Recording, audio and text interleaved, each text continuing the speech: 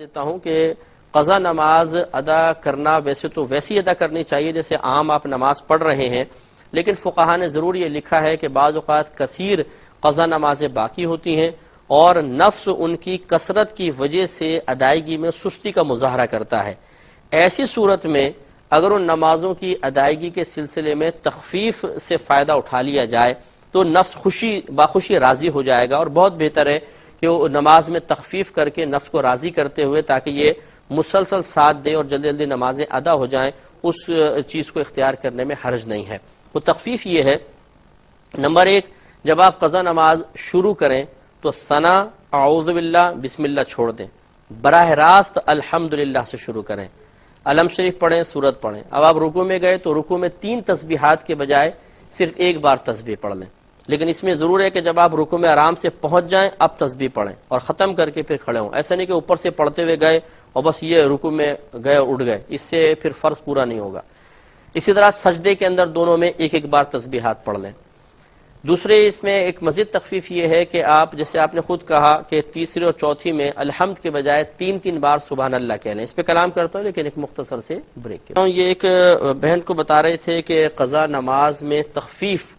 تخفیفات کیا کیا حاصل ہو سکتی ہیں۔ پہلا بتایا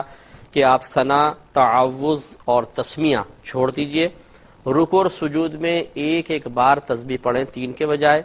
اور فرض کی تیسری اور چوتھی رکعت میں الحمد شریف کے بجائے صرف 3 بار سبحان اللہ سبحان اللہ سبحان اللہ کہہ کر آپ رکوع کر سکتی ہیں۔ نیز آخر میں اتحیات کے بعد پورا درود ابراہیمی یا دعا نہ پڑھنا چاہیں تو اس کو چھوڑ دیں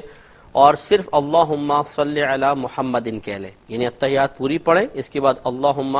صلی علی محمد کہہ کر آپ سلام پھیر سکتی ہیں۔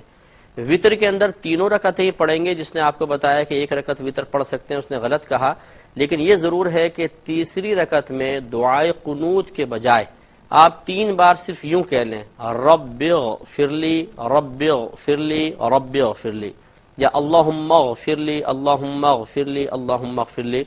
اتنا کہہ کے آپ رکوع کر سکتی ہیں۔ تو اس سے بہرحال نماز کافی مختصر سی ہو جاتی ہے اور نفس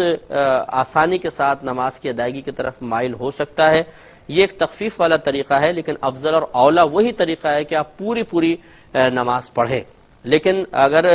پوری نماز پڑھنے کے سلسلے میں نفس اتنا غالب آ رہا ہے، سستی کر رہا ہے کہ پڑھ ہی نہیں جا رہی، تو اس سے کہیں زیادہ چھوڑنے سے کہیں زیادہ بہتر یہ ہے کہ آپ تخفیف والے طریقے کے ساتھ نماز کو ادا فرما لیں۔